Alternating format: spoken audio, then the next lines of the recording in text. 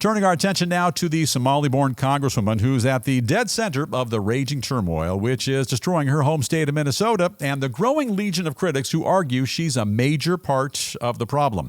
Following her recent bout of foul-mouthed rhetoric against ICE, a number of people are now pointing directly at Representative Ilhan Omar and claiming that she's prime evidence of why we need strict border control in the first place. Yeah.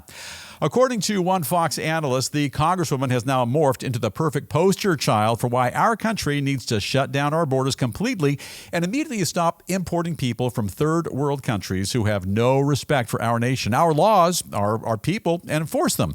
A little dash of common sense here. Never hurt anybody.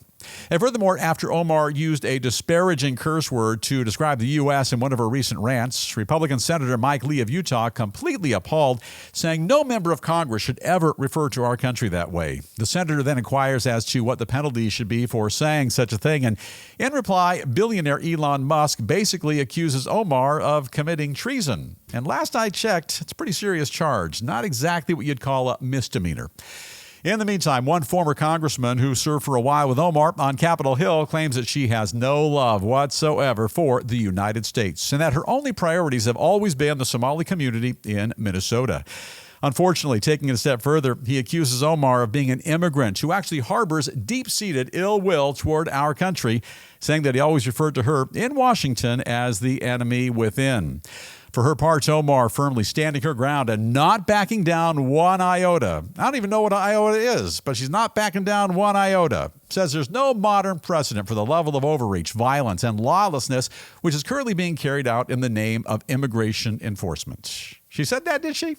She also claims that the Trump administration has unleashed a paramilitary force into Minneapolis, which is provoking fear and chaos in the streets, and all as an excuse to use the Insurrection Act. Well, not even remotely correct, but feel free to ramble on.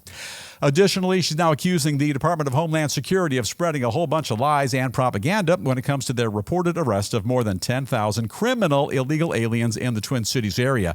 Omar claims that most of those criminals were already in prison by the time they got there, and that in reality, DHS is simply terrorizing ordinary people, spreading fake PR, and putting only law-abiding citizens behind bars. Wow.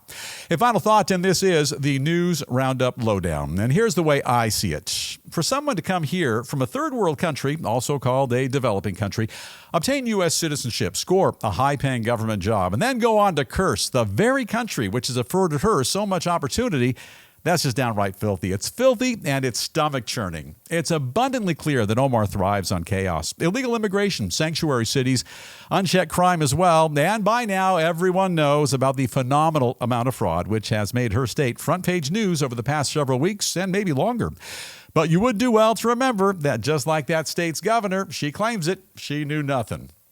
Now look, if the USA is so horrible and tragic, instead of damning the whole nation, maybe she ought to take the next flight out and to absolutely anywhere. Or there's option B, which is redemption. Now, I have it on good authority that Ilhan Omar, she watches this program daily, and on account of I'm a pretty nice guy, I'm going to extend this olive branch. Hey, disgraced Congresswoman Ilhan Omar, this one's for you, and I dare you to join me right now. Before we start, Editor Pranav the Magnificent, if you would please give us some of that red, white, and blue love right over my shoulder. Now, Miss Omar, say it with me if you dare. Hand over the heart. I pledge allegiance to the flag of the United States of America. You can do it. And to the republic for which it stands, one nation under God, indivisible, with liberty and justice for all. Try it, honey. Might just change your life. And hopefully your outlook on the greatest nation on earth, and one which you have benefited time and again and very greatly.